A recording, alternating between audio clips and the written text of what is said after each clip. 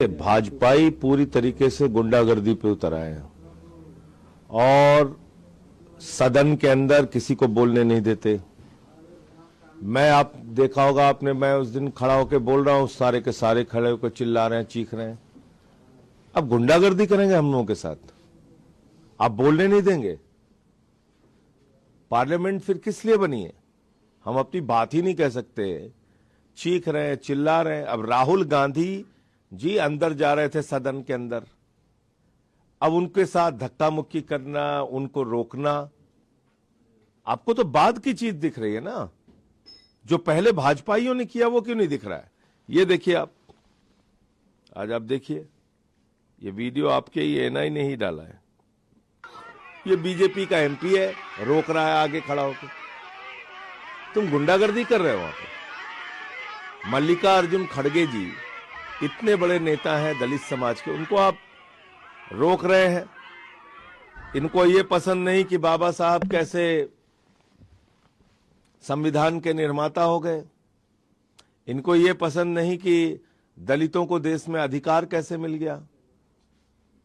तो ये नागपुरी मानसिकता से अगर देश को चलाना चाहते हैं तो ये तो ठीक नहीं है।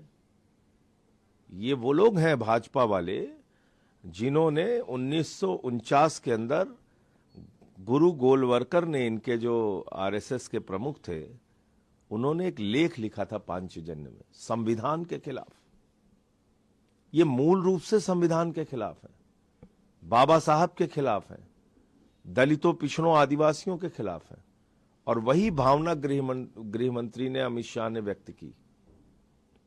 हिंदू कोड बिल पर इन्होंने, आरएसएस ने खुलेआम बाबा साहब का विरोध किया था और पुतले जलाए थे, बाबा साहब के। शव यात्रा निकाली थी उनकी।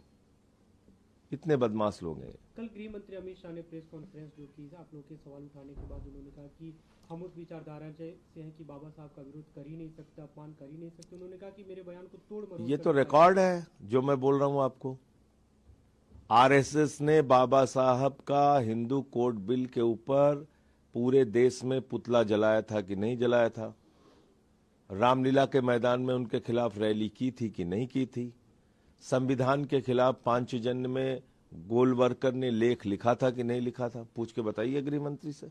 आप लोग इसे बड़ा मुद्दा बनाने की कोशिश कर रहे हैं। अरविंद केजरीवाल ने चंद्रबाबू नीतीश कुमार को पत्र लिखा है कि वो समर्थन वापस लें, उनके साथ वापस लेना ही चाहिए। अब ये तय करना पड़ेगा, चंद्रबाबू नायडू जी को, नीतीश कुमार जी को, चिराग पासवान जी को, जयंत चौधरी जी को, कि वो बाबा साहब के पक्ष में है या बाबा साहब के खिलाफ है। क्योंकि बीजेपी ने तो अपनी मानसिकता जाहिर कर दी कि वो क्या सोचते हैं।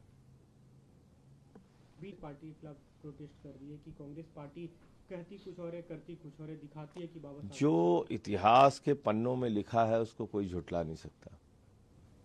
संविधान का पहले दिन से विरोध करने वाली संस्था का नाम है आरएसएस और उससे जन्मी है बीजेपी। इन लोगों के मन में दलितों, पिछड़ों, आदिवासियों और बाबा साहब के प्रति घृणा भरी हुई है।